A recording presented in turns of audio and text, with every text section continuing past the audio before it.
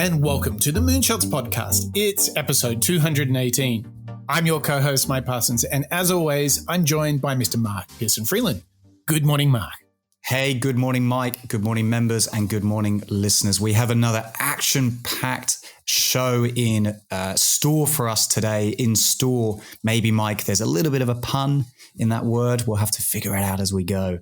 But it sounds, Mark, like you've got everything backwards, perhaps. I do have everything backwards. And in fact, before handing back to you, Mike, let's turn the whole structure around and I'll launch straight into reveal that today we have a second episode in our brand new series on product discovery, this time with Colin Breyer, as well as Bill Carr, who wrote a book, Working Backwards, Insights, Stories, and Secrets from Inside Amazon. I mean, Mike, this is a company that needs little and most likely zero introduction to all of us who are listening to the Moonshot Show. But at the same time, I think what we're going to find out today, Mike, is a lot of, should we say, secrets, a lot of the secret sauce, perhaps, that went into the culmination and creation of Amazon back in the day with two insiders, with Colin and Bill.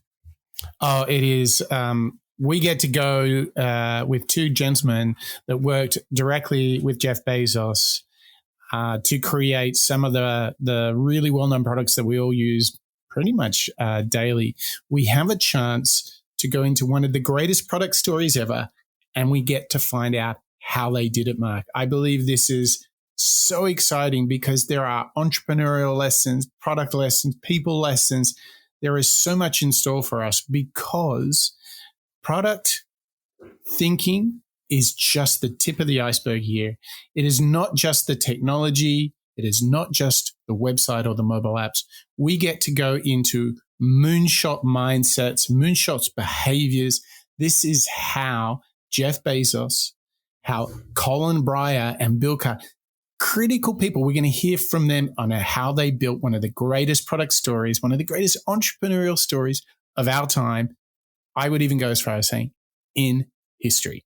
I think you're right. And I think what's really fun and what I certainly found quite surprising, Mike, was that they did employ some pretty unusual, perhaps surprising techniques and frameworks to their working that have either culminated into, our public psyche. All of us, maybe we're aware of some of the things that they did in the creation of this behemoth of a brand, but also there's a couple of tips that I had not known about and that I found quite surprising and also very intriguing.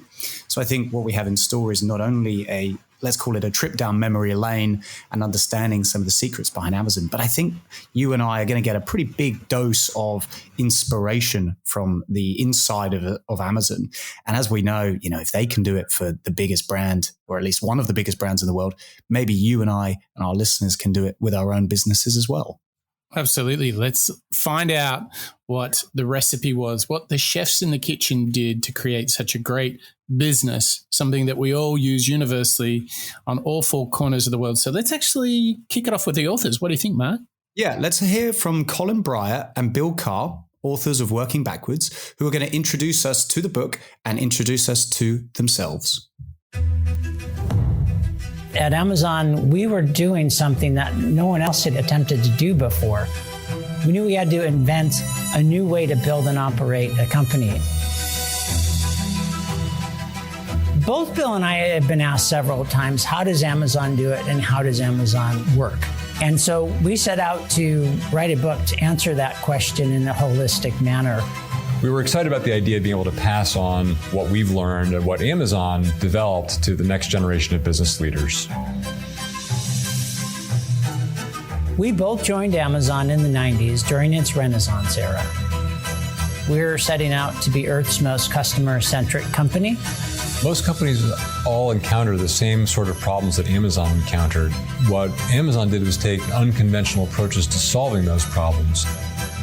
Working Backwards is a playbook for how to build operationally efficient, inventive companies. I'm author Bill Carr.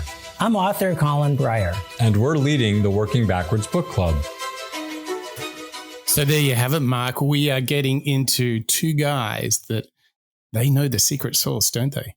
Yeah, they know the secret sauce, and we're going to really delve into that secret sauce through the rest of this show, Mike. I mean, Colin and Bill, what an amazing situation to be in, coming off the back of working on some incredibly well-known, as you've already said, products and services that we all probably touch upon daily in our lives.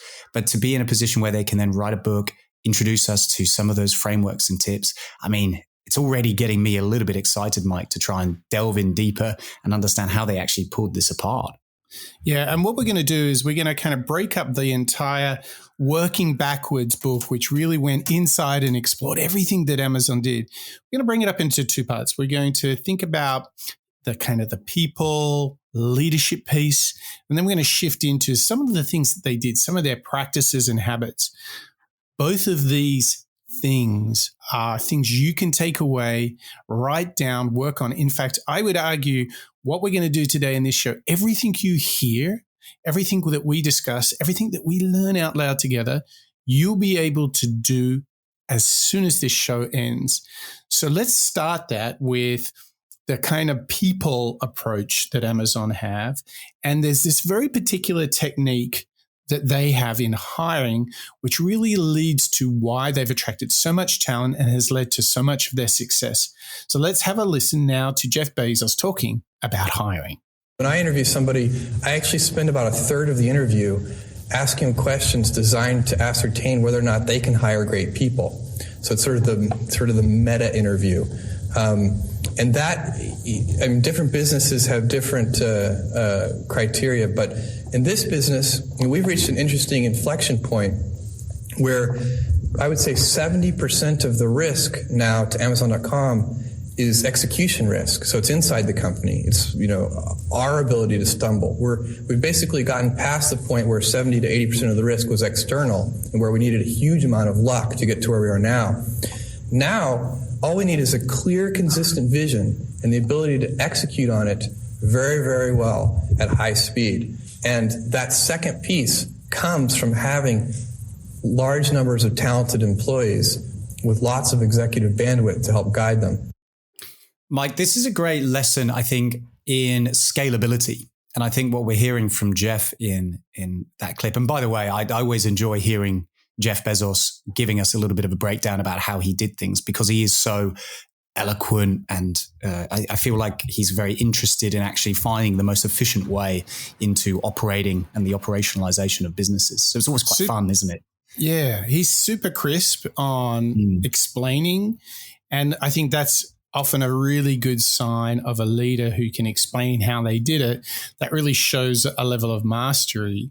One thing I want to do is I want to call out from they have a whole set of principles, and we'll have a link to that in the show notes for you. We've got a big diagram of them in front of us here, and they talk about hire and develop the best. So here's what they have written down as their playbook to hiring people. So if you're listening to this, I really want you to think about how you can contribute to your team, to your project, your company, your business, how you can hire and develop the best. This is what they say. Raise the performance bar with every hire and promotion.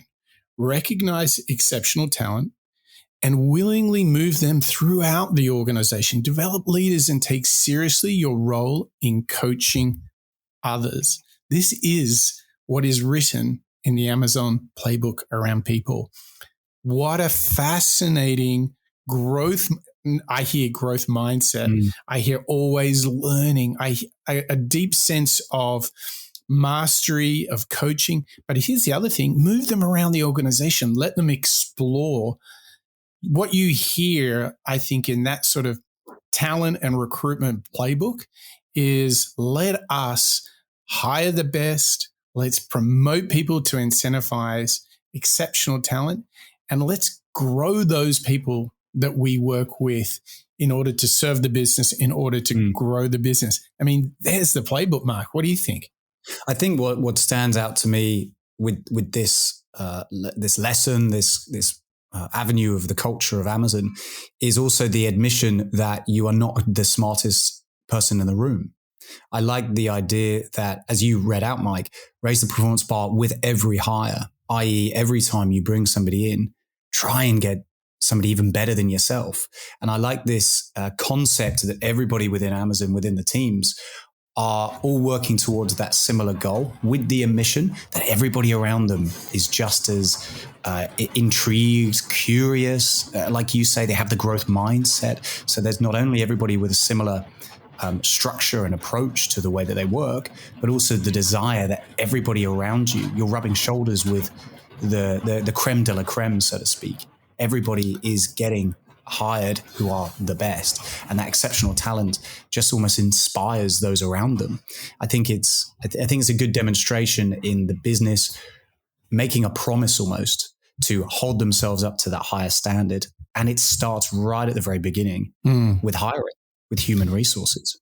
So what scorecard would you give, your experience talking to friends, traveling the world, working with clients and partners? What's your sense? Like, how well does business in general do at, raising the bar progressively? With this key play from Amazon, how's the rest of the world doing? If this is what Amazon is doing, do you think most companies are doing it this way? What do you think? I think it's a good question. I think the desire that I can see amongst a lot of my colleagues in different companies and so on is that a lot of businesses now are investing more time and energy in making sure that the right people are getting on the bus at the right time. So specifically, I think it's perhaps a lot trickier to get through the interview processes nowadays. I think people are now, quizzed more on their day-to-day work, their habits and so on, so that you can almost be tested to a certain degree prior to actually joining the business. And I don't mean tested, like homework and all that sort of thing, but from a cultural fit. I think that is becoming more and more important nowadays. Do you have a fit with your team? Do you have a fit with your leaders? They have a fit with you? I think that awareness of, and awareness, I mean, from like a long-term perspective, how are they going to be in 6 months' time? How are they going to be in 2 years' time? Rather than more of a short-term, let's hire somebody as quick as we can because we've got a hole to fill. Instead, I think there's a lot more energy now into reviewing, interviewing, making sure that companies do have those right individuals on the bus, because we know, as we found out through the Moonshot Show previously, just how expensive it can be, both from a commercial cost perspective, but also from a time management perspective, to end up in a situation where you don't necessarily have the right person on the bus, you don't have the right fit. Yeah. Therefore, you have to offload them, you have to rehire, you have to retrain. Maybe you have to even pay the individual who was doing the job first to go on gardening leave or whatever it might be. I think there's a lot more consideration when an individual is going through the interview process than there ever has been. And I think that's what I've started to see from those around me. What are you seeing, Mike? What are you responding to at the moment? Well, I think I think you're right. People are trying to work out the talent equation. What does it take to recruit people? As you quite rightly said, I think there is more consideration there. I think it's actually harder to find people right now, just because there's been such a shift in the talent workforce makeup itself. A lot of people working from home, changing careers, a lot of people partially working, a lot of people stepping out of employment completely. So I think there's a lot going on there. In addition to this, where I go to next is, what role can we play as colleagues and peers if we were taking on this playbook of rising the bar, lifting the bar, improving the overall company and its culture in our respective companies? What would we do to make that happen? And I think the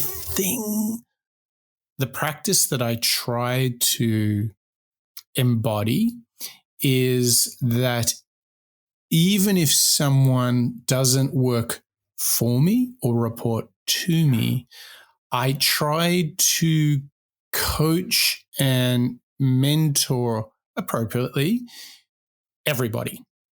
So here's the crazy thing. If I want to rise the bar, for example, I was working last night on a call with some folks, and they don't work for me. We're more like in a partnership. And I could have approached something from a perspective of, you guys are going to do this stuff. When am I getting it all? But my choice and what I try to do is help them become more understanding of the process and how to do it, even if they don't work for me. Like, I try to rise the bar, lift the bar through treating, like, I literally have in my mind, imagine I'm their coach, even if I'm not formally their coach. Yes. So I try and ask questions. I try and work with people so that they walk away with, I really understand what we're trying to do, rather than, oh, Mike's jumping up and down and we need to do some stuff. I try and shift it towards that way of working, because then when they understand not only what we're doing, but how and why we're doing it, next time around, even better. So I just try and imagine myself to be in that coaching mindset, even though I'm not formally engaged as their coach. And the other thing is, I find it, I have less frustration, less stress when I take this approach, because if I take a non-coaching approach, like, hey, you're meant to deliver some stuff, where on earth is it? And why isn't it right?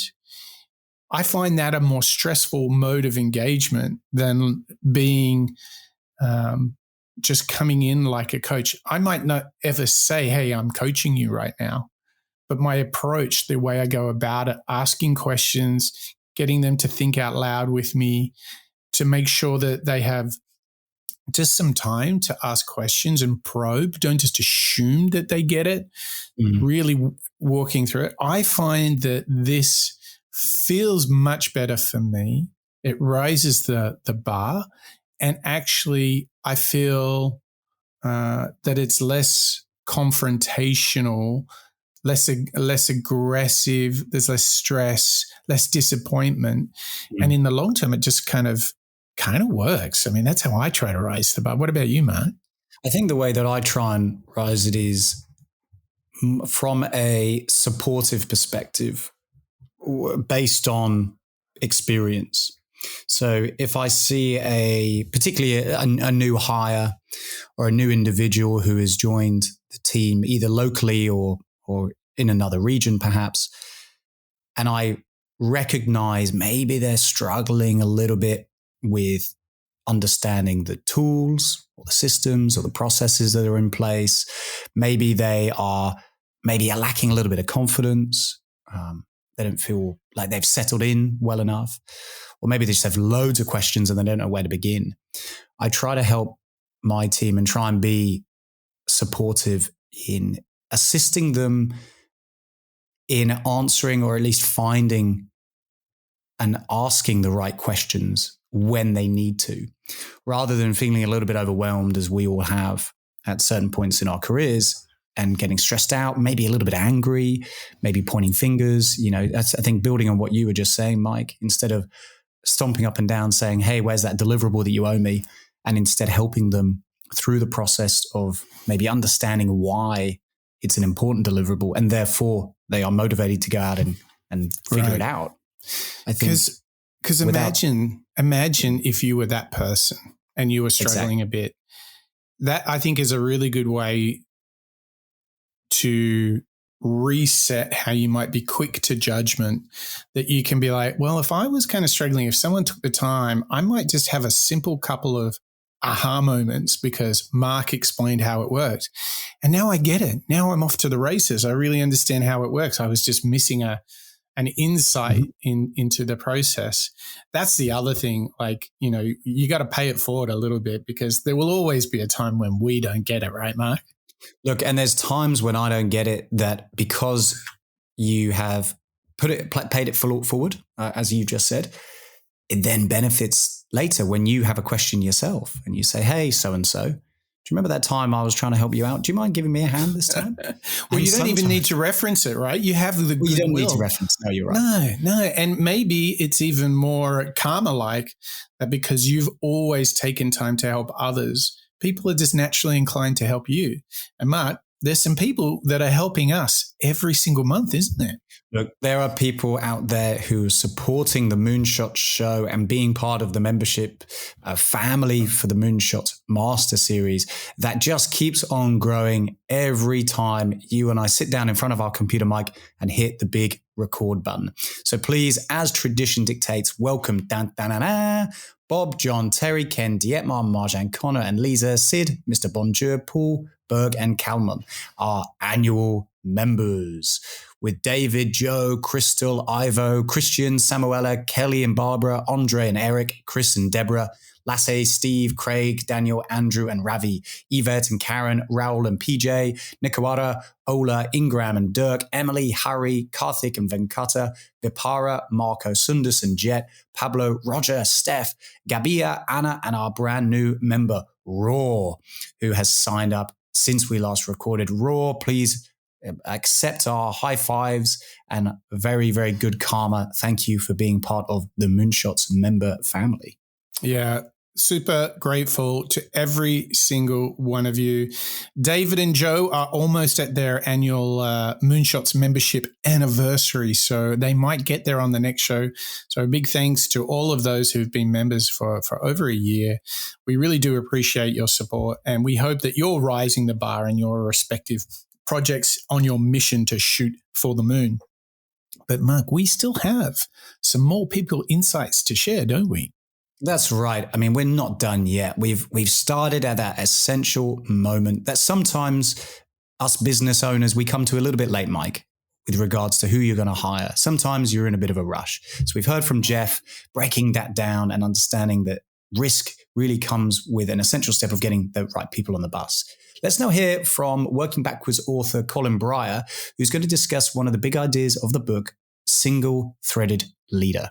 One of the interesting concepts in the book is single-threaded leadership, and that isn't really obvious. I think many companies think of a skilled manager as being able to handle multiple responsibilities. I mean, that's sort of what makes them a good manager. They can keep a lot of balls in the air and not have any of them drop. Why is single-threaded leadership important, and how did Amazon achieve that?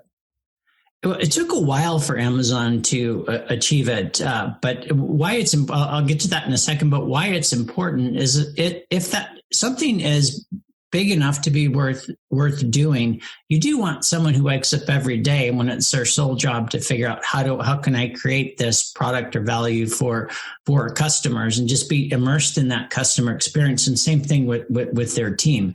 You'll come out with something quicker and actually you most often, higher quality than you would if it's your part-time job. So Dave Limp, who's the SVP of devices, has a great quote where he says, the best way to fail at inventing something is to make it someone's part-time job. And so the way Amazon develops products by starting in services, you start from the customer experience and then work backwards from that. You have to really get deeply immersed into what is the experience I'm trying to create. And that's hard to do when you're context shifting to something very different. And especially if what you're trying to create is a small business right now, it may be very large in the future, but it will always suffer. It'll be number 4 or 5 on your priority list if you're also running some very large businesses on the side. So even for senior executives, and many times Amazon has taken very senior executives from large businesses and put them on, a non-existent business and said, "Can you go create this?" And that would be a career breaker at some companies. And a few examples are with digital. They took Steve Kessel, who was running the physical books, music, and video business, which was 77% of Amazon's business when he switched to go figure out how to do digital. We didn't really know this. We were going to build the Kindle at this point. We didn't know if we would do music first or video. But it was Steve moving from one of the biggest jobs at Amazon, along with Bill Carr, my author, to a group that, a handful of people saying, now you need to go figure out digital. And that actually took about 1.5 years, 2 years to go figure out what the components we needed to build. That would not have happened if Steve and Bill also had to run this very large cash cow for Amazon. So that's just an example of a single-threaded leader. How you get there, you have to have you have to have two things. You have to have a technology infrastructure that allows you to separate these things. And you don't have to go into too much detail there. That's you have to deliberately set that up. And if you see dependencies, you need to remove them. But the second thing is you need to teach people how to be autonomous and take control of their own destiny. And in some organizations, if they're used to being told by someone else, here's what you should do next, or you present your plan, I'm going to go review everything and I'm going to tweak it and make sure it's right. And it's not really your plan. You have to give people and teach them how they can be autonomous and run on their own. And then finally make sure that the person who's working on that opportunity has the skill sets and experience sets, is commensurate with the opportunity at hand. You can't have a junior product manager, for instance, start Amazon's digital business, which would become Kindle, Prime Video, and Prime Music. You had to have someone like a Steve Kessel and a Bill Carr who knew what success looked like. You had to have someone like Andy Jassy when he went over to web services. That there was no revenue there, but he then created this cloud. He created cloud computing didn't even exist then, so he and his team created the cloud computing industry. But Andy had just left as Jeff's shadow. And he could have had any job in the company he wanted to, but he went to this experimental thing that had a high chance of failing, but created cloud computing. But he was a single-threaded leader on that.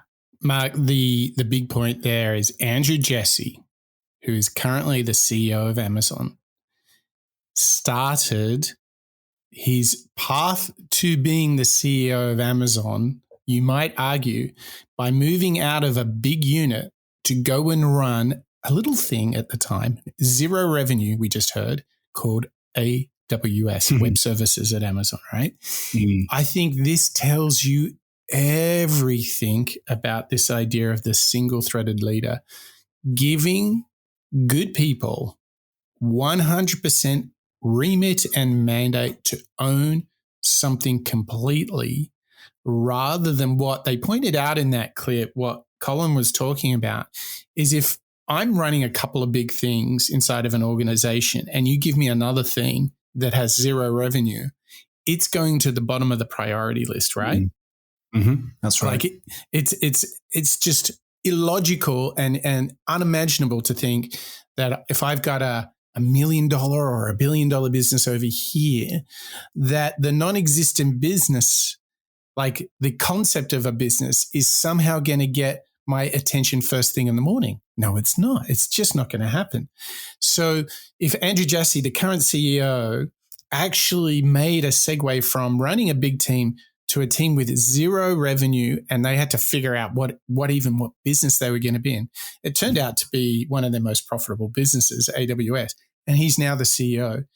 To me, that is the path that we can all study and understand. And I guess the thing I want to ask you, Mark, is like, if we've learnt that lesson through Andrew Jassy, if we've heard Colin talking about, as they studied Amazon, what they did with this idea of single-threaded leader, what can we do either as individuals or as managers to make this philosophy happen for our teams? Like, how do we actually transition to this, and what can we learn from this?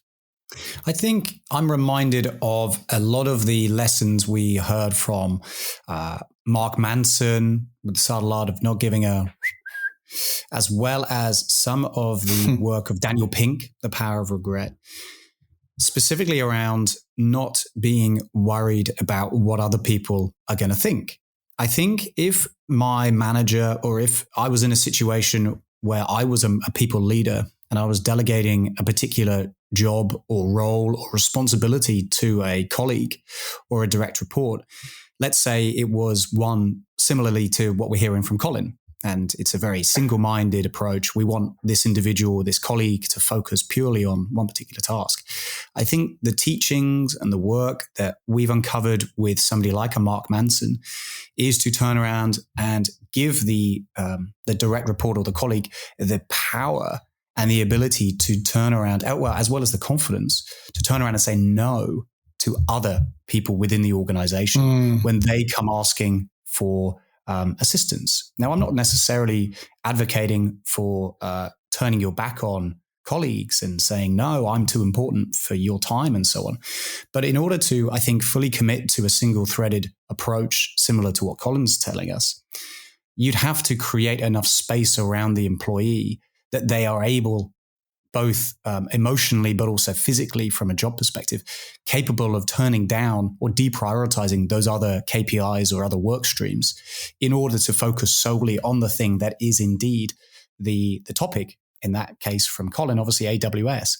I don't think without that having that bandwidth to focus solely on AWS, it would have been quite so successful, or at least perhaps it would have been in a longer period of time.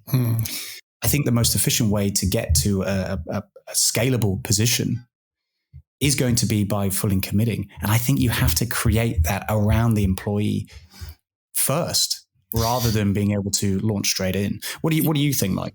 Well, I think the interesting thing is that there's a story of giving good people a blank canvas and saying, I believe in you, just take full ownership and I'm sure you're going to do something great with it.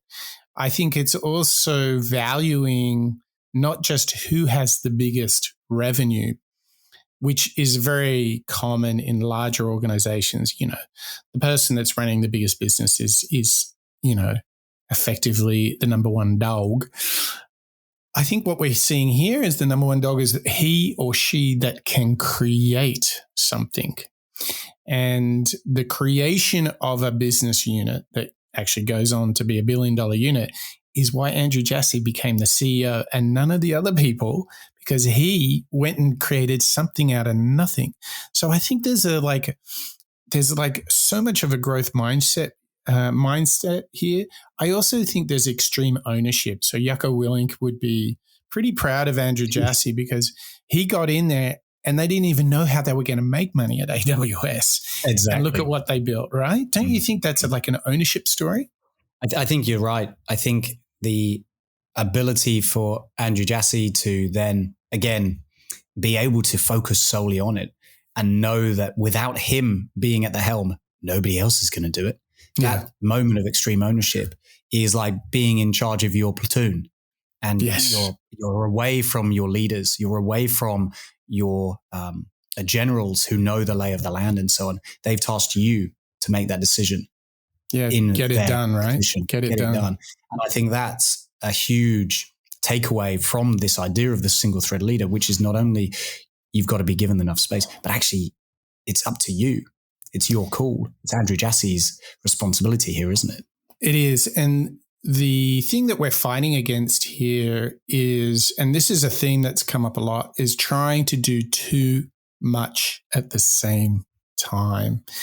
If you think about some of the lessons that we've learned, for example, Einstein, he famously said he just spent more time thinking about one problem, right? And that's part of how he unlocked so many groundbreaking principles, was he just focused. And I think it's very hard to focus in the way in which we work. How many people talk about trying to do as many different things? In fact, I think we had a clip recently which talked about this very thing, like businesses are often, I think it was Marty Kagan, that people are often chasing multiple targets at the same time. We've got an initiative over here. We've got this one on people and diversity. We've got this one on reimagining the business model. We've got 3 new products in the pipeline.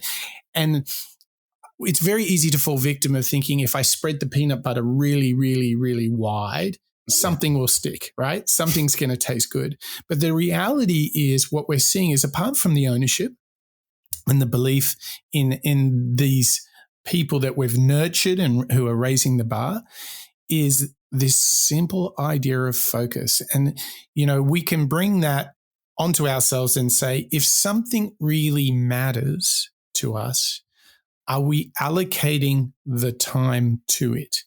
And part of what we learned in our Steve Jobs show is sometimes you have to say no.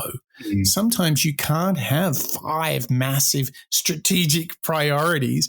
Maybe you can have 1 or 2. You've got to be able to give the time to it. So what I notice, Mark, is if I can't allocate time in my diary, I use this act of time blocking in my calendar, which is something you and I have mentioned a lot. Mm-hmm. And when you allocate on your Monday morning is when I like to allocate all my time for the week. If you notice that you're unable to squeeze in time for a priority, it is often the case that you're trying to do too much. Yes. You have too many priorities. So I think the act of time blocking is a great way to take a quick look at what matters to you and see if you can actually allocate time to it. And if you can't, that's a signal that, hey, you need to become more single-threaded as a leader because you're obviously spreading yourself too thin. And there's just no way in the world, if you've got 5 major priorities, I mean, that's only a day a week. And as soon as I say that, Mark, that one of your top priorities only gets 20% of your attention, does that sound like a balance, an appropriate allocation of resource to you? Look, if I was tasked with the creation of AWS and only spent 20% of my time, it's not delivering exactly to your point, Mike, what Marty Kagan was saying. He was speaking to us last week and in his book, Inspired, about focus. And he was calling out, only have 2 or 3 focuses, Mike. Yeah. Is not, I've got at least twice that. And you're totally right. To your point, the only way that we can, unless you are given this single-threaded opportunity and you only work on one initiative at a time, bearing in mind that each initiative will obviously have sub-requirements and steps and so on. If you're trying to spread yourself too thin like that peanut butter analogy, you can't do it. I'm similar to you. I love the time blocking. I time block my week, often several days in advance. I sit down with a whiteboard and my iPad. I make notes, and to-do lists and so on, just to try and stay on top of each of those spinning plates. But I can already see, as we've been digging into the Amazon approach, just how many refinements I think that I can start to make to try and be a little bit more efficient when it comes to the focus, when it comes to the product discovery piece that requires time, rather than throwing a kind of half-baked response out the door and saying that'll buy me some more time so I can go and move on to this project instead, rather than doing that, which is a waste of time, isn't it? Absolutely. So can you allocate the time in your weekly calendar is a great test of whether you're being a single-threaded leader. You might not be in a position where you can make 5 days of your week allocated to one thing, but you can certainly take inspiration from Amazon and what we're learning from authors Colin Breyer and Bill Carr in their book, Working Backwards, which uncovers all the secrets to Amazon and how they did it. You can ask yourself, am I being a single-threaded leader? And if you have those moments like I do, where you're like, you know what, I'm struggling to allocate the time, then you know that there's a real risk that you're spreading yourself too thin and you're not going to get the results that you want. But Matt, when we study Amazon, I'm hearing some themes that we can go master. I'm hearing entrepreneurship. I'm hearing product discovery. I'm hearing all sorts of kind of really creative ways of building something from scratch, like true entrepreneurship. And Matt, we in fact have a master series on entrepreneurship. And if our listeners head over to moonshots.io, click on the member button, if you become a member, which will cost you 1 cup of coffee a month, okay, you can unlock not just the entrepreneurship master series, but in fact, there's like 18, Mark, is there maybe close to 19 different master series, all to help you crack that product, build that business just like Amazon. Right. I'm going to go one better, Mike. We've actually got 20 live master series episodes ranging from wealth creation through to health. There's ideas on creativity, the Stoics, goal setting, as well as managing people, and even rapid prototyping, which we obviously dug into and heard from Marty Kagan in last week's weekly Moonshot show as well. There's just a plethora of additional information within the master series that, at the cost of just 1 coffee a month, Mike, I think there's a lot of bang for your buck within that small investment, I'd say. I think it's better than a double shot espresso for sure. I tell you what also is better than a double shot espresso is abandoning PowerPoint and actually writing down your ideas. This is something we've celebrated with journaling and Matthew McConaughey. You're talking to two advocates of writing stuff out properly, clearing your mind, critical thinking. And that's exactly what they do at Amazon. So authors Colin Breyer and Bill Carr, in their book, Working Backwards, when they studied Amazon, one of their biggest takeouts was the fact that PowerPoint ain't their friend. So let's have a listen to Colin Breyer to find out how they do it. So two of the years I spent at Amazon, I was Jeff Bezos' technical advisor, and it's commonly called the chief of staff at other companies internally at Amazon. It was called the Jeff Shadow role, but it really meant spending about 10 hours a day with Jeff for 2 years.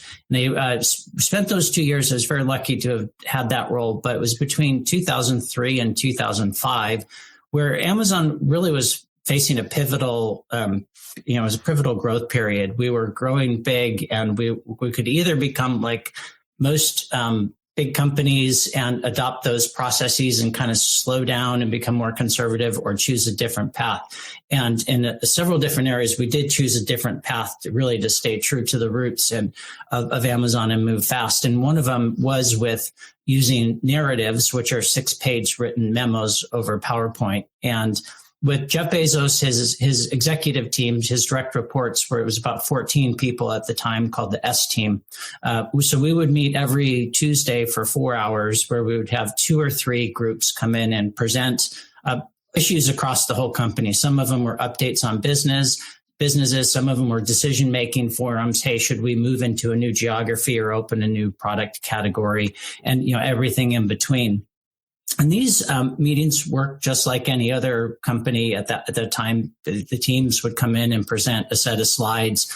Sometimes they would make it through the slides, most often not, because you had 14 very critical thinkers peppering the presenters with questions before they could get to the next slide. And we realized we were not making the high quality decisions, and the businesses were only getting bigger and more complicated, and the stakes were getting higher and higher. And, Jeff he's famous for his long-term thinking. So if you take a look at that and say, where is this thing going to go if we double and triple? It's just going to get worse. And we realized it wasn't the teams. We tinkered around with different PowerPoint formats that the teams had to come in and use, and that wasn't working. And we were influenced by a professor at Yale University, Edward Tufte, who was a big proponent of using narratives instead of PowerPoint. And it was one week in June of 2004 where Jeff just made the decision, we're going to go try something new. And from now on, every team that comes and presents to the Amazon management team is going to come in with written narratives versus slides. So it was a rip the Band-Aid overnight move, and it was very unpopular at the time. I felt good about it, but I think Jeff and I were probably the only 2 people in the company who thought this was a good move. And I don't think I'm exaggerating too much about that. And I can validate that. Colin, I'm presenting next week. What is a narrative and what is it supposed to look like? And there are a couple noteworthy things. One, it was an experiment, and if it didn't work, we could have always gone back a couple weeks or a couple months later to using slides. So we knew what we were doing wasn't working, so we had to try something. It was a reversible decision.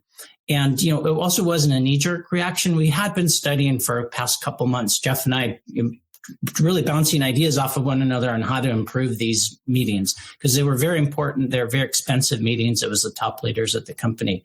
And the first couple weeks, the first narratives were kind of laughably primitive and poor. If you were to look at them today and compare them to an Amazon typical narrative that's written today, you'd kind of laugh at the difference.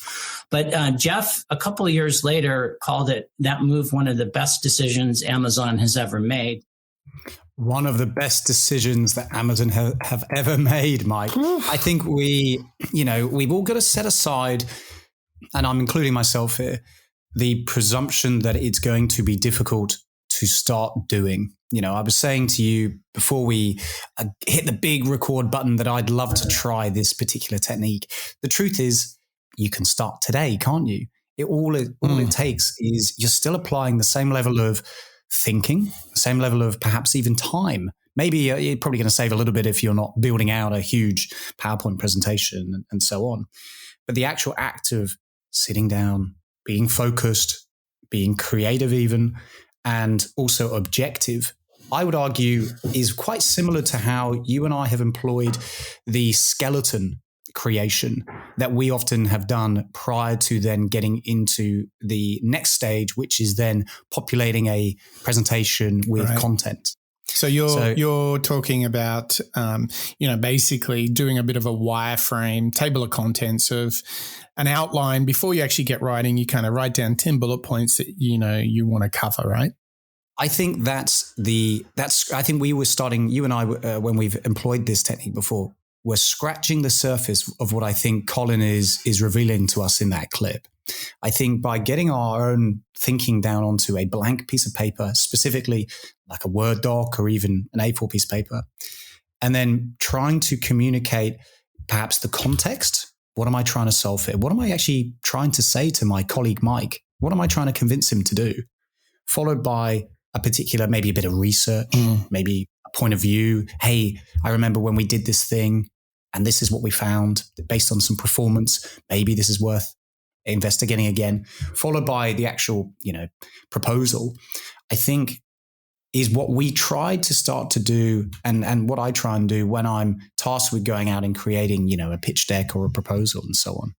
What Colin's obviously saying here, and I think is the big aha for me and how I can start to use it in my day-to-day work, is you cut out all of the nonsense, don't you? You cut straight into the important stuff, which is what we all go into these meetings and conversations to try and do, isn't it? Yeah. I think there's so much in this idea. I think first of which is if you want to get your thinking clear, being forced to write it out is a more rigorous process than designing PowerPoint because PowerPoint is much more visual.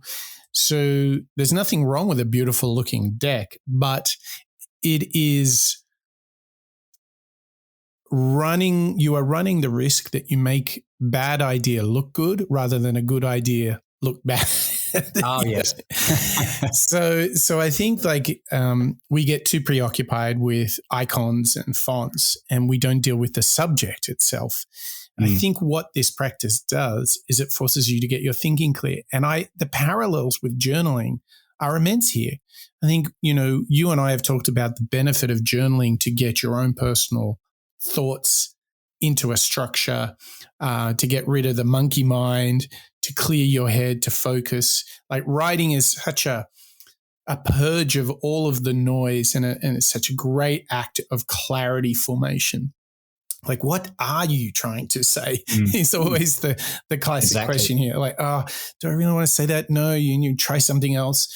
But what they're doing is deliberately like, well, if you've got an idea, like 6 pages should be nothing. If the idea is good enough, there should be a lot to talk about. What's the problem you're solving? What are the solutions look like? How are people currently doing it? What's your unfair advantage? What's your value proposition? What customer channels are you going to? What are the costs? What are the revenues against this? That's 6 pages in a heartbeat. I think what this secretly filters out is half-baked ideas. Because I think when you got to produce 6 pages, it's like, yes, it's like being back at high school or university. But I think the reality is if you can't produce that, then the idea is not formed enough or you haven't gone into it with the appropriate rigor for it to be shared and tabled with your colleagues. So this is, I think, working on so many levels. And what stories I've heard from Amazon is people get together and they reread the 6-pager in the meeting before anyone discusses anything. So they'll sit there quietly, read it all to yourself, then let's have a conversation. And I just think in the modern way of working, which is so fast, so multi-threaded, so some might even argue so distracted, to sit and read and to write and to think clearly, it's like a lighthouse in this ocean of noise. And I think it is perfect. But we've learned so much, but there's still actually some more that Amazon has to teach us, right? I mean, we could just keep on going here, Mike. We could just leave the record going. We can refer back to our own experiences. But you're right. We've still got some more stories from Bill Carr. So in this next clip, we're going to hear from Bill is actually breaking down the namesake of the book, specifically the working backward approach and how to utilize PRFAQ. And we were spending a lot of time with Jeff and iterating on how do we have a productive method for conceptualizing and debating and discussing different product ideas that we could go develop. And like all these other processes, it was a journey. So we started off using sort of tried and true techniques that we'd been taught in business school, like coming in with spreadsheets that projected the size of these businesses, projected our market share, discussed the financials, discussed the kinds of deals we would make with content providers, et cetera, et cetera. I'm sure at some point we may have even conducted a SWOT analysis where you looked at our strengths, weaknesses, opportunities, and threats. But we bring these dry sort of numbers and spreadsheets and projections into Jeff. And what he would react to, he sort of would look up from these documents and just sort of squint at us and say, where are the mock-ups? And what he meant by that is, this is, somewhat useful information, but would be much more useful is to understand what's the customer experience you intend to build. So we actually did follow up with meetings where we brought in mock-ups, designs of what the website experience would be. But developing a high-quality mock-up is actually a very expensive process. It requires usually more than one skilled designer. It requires you to actually think through a lot of details of what the product will be. And that was quite heavyweight. So we tried that for a while, but that didn't get us much further because we spent so much time worrying about the mock-up that we weren't spending time worrying about what was the actual customer experience going to be. So finally, Jeff proposed a different way, which was to say, why doesn't everyone in this meeting simply write up a document describing what they think we should go build in digital media? And we did that. We went away, came back a week later with, 6 or 7 or 8 documents that people had drafted. And we read through these and we realized that we were getting somewhere now because this was a much lighter weight process. Any one individual could on their own write up a document to describe an end-to-end customer experience. They didn't require a designer or special skills. And secondly, you could very efficiently in a few hours plow through many, many different ideas and have high quality discussions about them. And then he took it one step further and said, I know, instead of these sort of he framed and created a way to take those documents and formalize them as this PRFAQ. He said, let's write the press release. And let's write that first, because by starting at the end of the process, that's when you're actually very focused on what are the customer, about the customer and what about this product is really going to appeal to them. And so that when they read this press release or read about it in the press, they will actually want to get out of their chair and go buy it. And so when you do that, when you write the press release, you are hyper focused on what problem you're trying to solve for the customer and how this product solution really solves it in a meaningful way. Working backwards. Now, this is an incredible paradigm that we have seen in so many different ways. For example, even Stephen Covey, the 7 Habits of Highly Effective People, talks about start with the end in mind. You know what, Mike? You're a funny guy. Clearly, you and I, we've recorded a lot of shows. The note I've got right next to me here is Stephen Covey. I think you're totally right. This screams to me with experience. Amazon are clearly leading from having had, again, so many intelligent people around the table. They've obviously started to put into practice that single-thread leadership approach. You're empowering people in the right way. You're giving them that ownership.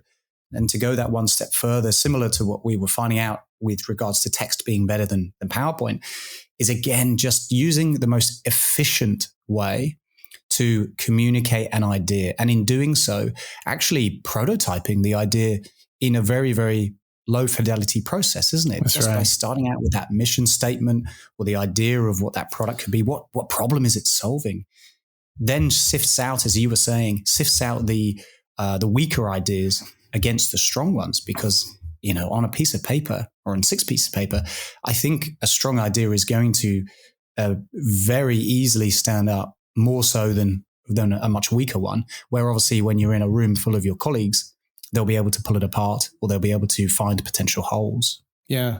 And what we're revealing here is a way of thinking about outcomes. And actually, if you want to, put a map on the wall and then put a pin and say, this is where we want to get to, right?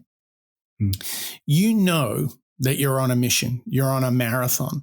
But what is critical is to make sure that you are doing the right things on the inside to get those results at the end, or perhaps the results on the outside. And we have this one final clip where we're going to hear from Jeff Bezos. And it really is going to reveal to us how to think about, how to view, what perspective to take towards the business. And it's all got to do with inputs and outputs. The stock is not the company, and the company is not the stock. And so as I watched the stock fall from 113 to 6, I was also watching all of our internal business metrics, number of customers, profit per unit, everything you can imagine, defects, etc. Every single thing about the business was getting better and fast. And so as the stock price was going the wrong way, everything inside the company was going the right way. And we didn't need to go back to the capital markets. We didn't need more money. The only reason, a financial bust like the internet bubble bursting is, makes it really hard to raise money.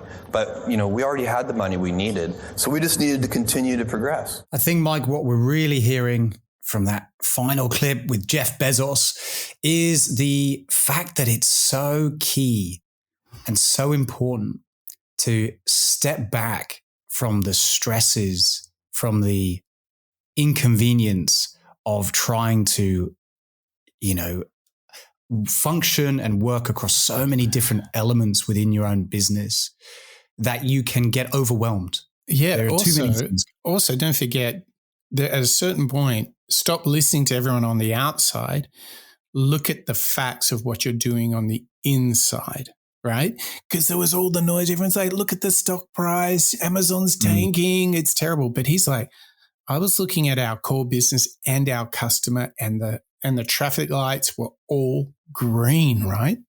And he knew, Jeff Bezos knew that at the end of the day, things will start to right itself. If you've got the strategy, if you've got the single-minded, let's call it mission statement, if you know exactly what it is that you're going out to try and do. But I would say it's more than that, Mark. He said, I looked at our customer.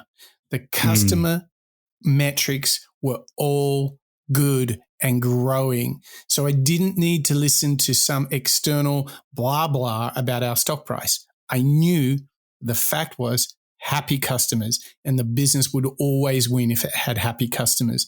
And he didn't get distracted by the stock market, by the financial press. He's like, my numbers are good.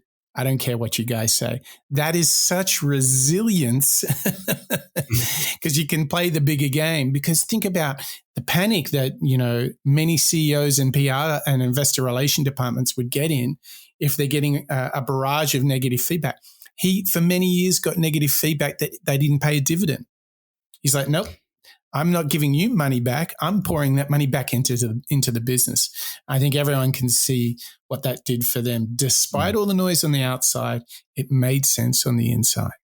Well, and it goes back to, again, the value that we were hearing about earlier with working backwards, starting with the customer in mind. Yes. This is the thread, I suppose you could say, that exists from Marty Kagan's book, as well as into Colin and Bill's book with Working Backwards, being customer obsessed. Absolutely. Knowing that you're creating products. And they're so obsessed that they put it in their vision statement. It is all about being the most customer obsessed company on the planet. They don't even talk about what business they're in. No, exactly. They don't need to. They're in the business of customer obsession, Mark.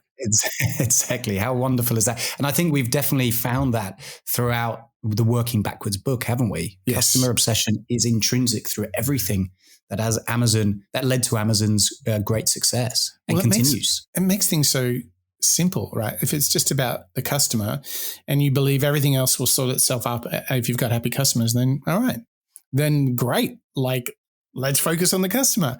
But Mark, what are you going to focus on? We've studied so much of Amazon's entrepreneurial and product success. It's the perfect kind of companion to Marty's book, Inspired. What's going to get your attention? I think it's the working backwards approach of starting with the end in mind. Obviously, being customer obsessed is the end in mind, I suppose. But actually, from a practical perspective, thinking about releasing a product and writing out how you're going to communicate that product or service to customers and how you want them to respond, I think is a wonderful experiment and exercise to try and do to stress test whether you are coming at it in the right way. So for me, I think working backwards and starting with writing something down is going to be the key thing that I'm going to start playing around with this week, Mike. What's standing out to you with working backwards? Oh, I quite like that last clip, focus on the inputs and the outputs will sort themselves out. That's pretty good, isn't it? Yeah, I love that. I think that's pretty interesting. And it's a core reminder of a lot of the things that we learn on the Moonshot Show. Focus on what it really matters rather than getting overwhelmed with distractions. Well, there you have it. Well, Mark, thank you to you for joining me on this rip-roaring adventure into the entrepreneurial success of Amazon, the product magic that they have. And we learned how they did it here on show 218. Colin Breyer and Bill Carr, authors of Working Backwards. And I want to say a big thank you not only to you, Mark, to the authors, Colin and Bill, but I want to say a big thank you to our members and our listeners too, because boy, did we learn a lot about Amazon. Number one, they use hiring to raise the bar. They keep on getting better, and then they take those people and they make them single-threaded leaders so they can focus on what they do best. And that theme of focus continues because when they've got an idea, text is better than PowerPoint. And when they think, when they put their minds to that focus, they often start with the end in mind. Such a big moonshot theme. Another one that we learn about Amazon is if you focus on your inputs, the outputs will take care of themselves. So there you have it. We have learnt out loud together from Jeff Bezos, from the company Amazon, and the book Working Backwards. I hope you've enjoyed this process of learning out loud, of challenging ourselves on how we can do it just like Amazon, how we can be the best versions of ourselves. And that's what we're all about here at the Moonshots Podcast. Okay, that's a wrap.